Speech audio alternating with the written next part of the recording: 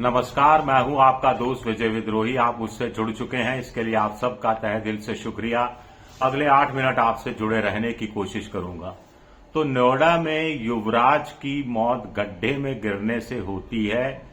Car समेत वो गड्ढे में जा गिरता है। दिल्ली के जनकपुर में कमल नाम के एक युवक की मौत गड्ढे में गिरने से होती है। मोटरसाइकिल समेत वो गड्ढे में जाकर मर जाता है। चाहे कार वाला युवा हो, चाहे मोटरसाइकिल वाला युवा हो, चाहे साइकिल वाला युवा हो, वो गड्ढे में गिरकर मर रहा है। और युवराज और कमल दोनों 25-26 साल की उम्र के थे।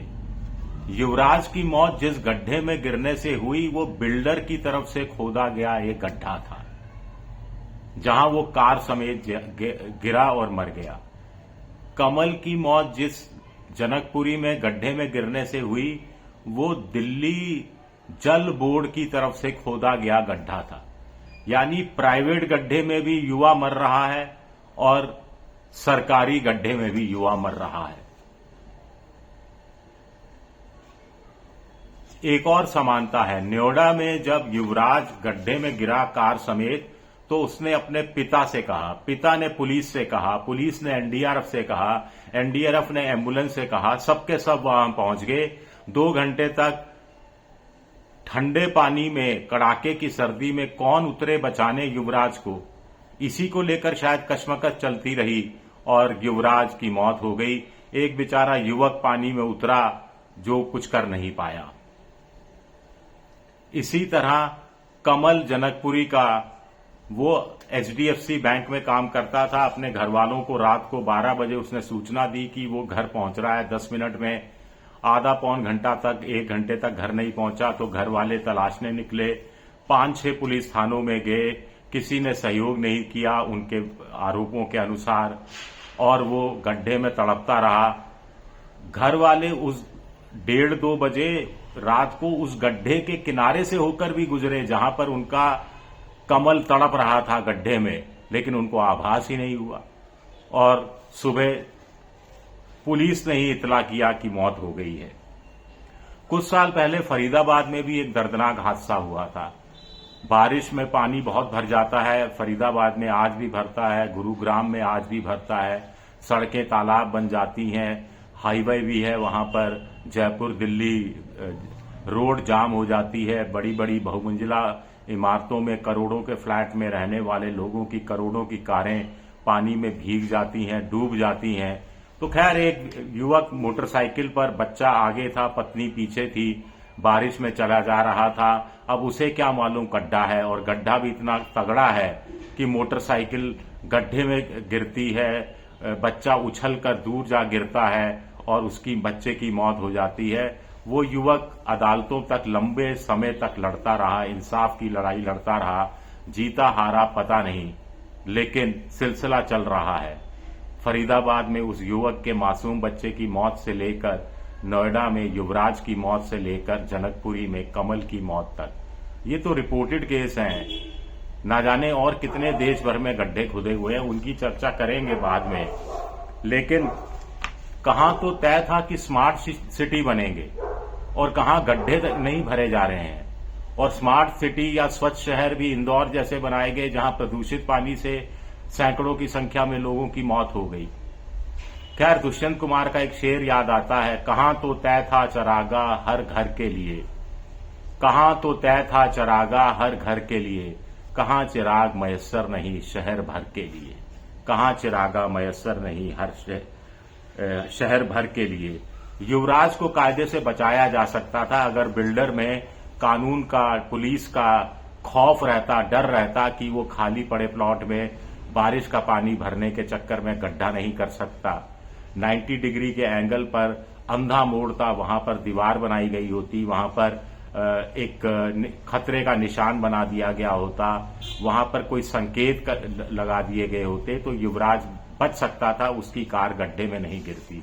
इसी तरह जनकपुरी में जब जल बोर्ड वाले, दिल्ली जल बोर्ड वाले गड्ढा खोद रहे थे तो एहतियात बरतते, बैरिकेटिंग कर देते, आसपास उसमें रिबन वगैरह लगाकर उसकी घेरेबंदी कर देते, रात में रोशनी की व्यवस्था कर देती, एक वहां पर चस्पा कर देते कि चेतावनी के साथ कि गहरा गड्ढा है, जल बोर्ड का काम चल रहा है, कृपया बचकर चलिए।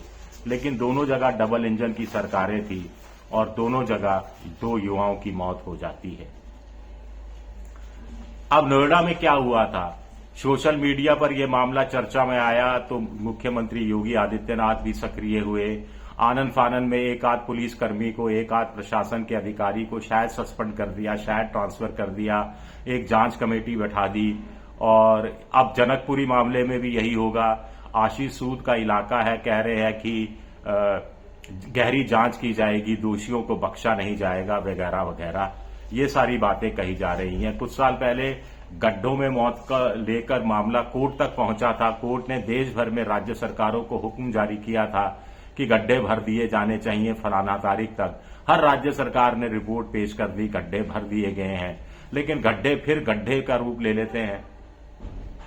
ये ऐसा कैसे होता है कि गड्ढा भर दिया जाता है, गड्ढा फिर गड्ढा बन जाता है, फिर गड्ढा भर दिया जाता है? ये जो गड्ढा संस्कृति देश में चल रही है, गड्ढे के नाम पर जो भ्रष्टाचार चल रहा है, इसको रोकने की कोई व्यवस्था अभी तक नहीं की गई है। अब दिल्ली में तो गजब हाल है। एक तरफ कचरे का ढेर है जो ऊंचा होता जा रहा है, दूसरी तरफ गड्ढे हैं जो गहरे होते जा रहे हैं, तीसरी तरफ यमुना है जो प्रदूषित है, प्रदूषित ही पड़ी हुई है, और चौथी तरफ AQI लेवल बढ़ता जा रहा है।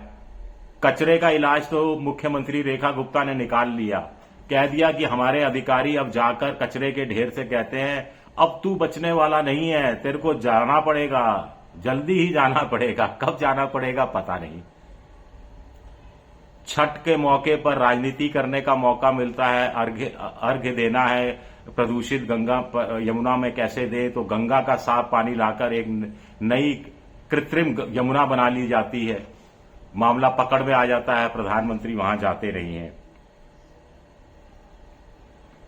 अब गड्ढा जो जल बोर्ड वाला है उसको लेकर कोई कमेटी बना दी जाएगी, मुख्यमंत्री का कोई बयान आ जाएगा।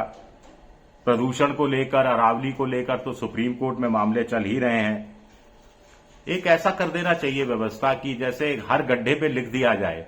क्यों? क्योंकि प्रधानमंत्री नरेंद्र मोदी कई बार कह चुके, पुरानी सरकारों के गड्ढे भरने में ही समय लग रहा है। अभी हाल ही में उन्होंने 1-2 दिन पहले राज्यसभा में राष्ट्रपति के अभिभाषण पर हुई धन्यवाद प्रस्ताव की बहस का जवाब देते हुए कहा कि इतना कचरा छोड़कर गए हैं कि कचरा को हटाने में, सिमटाने में समय लग रहा है।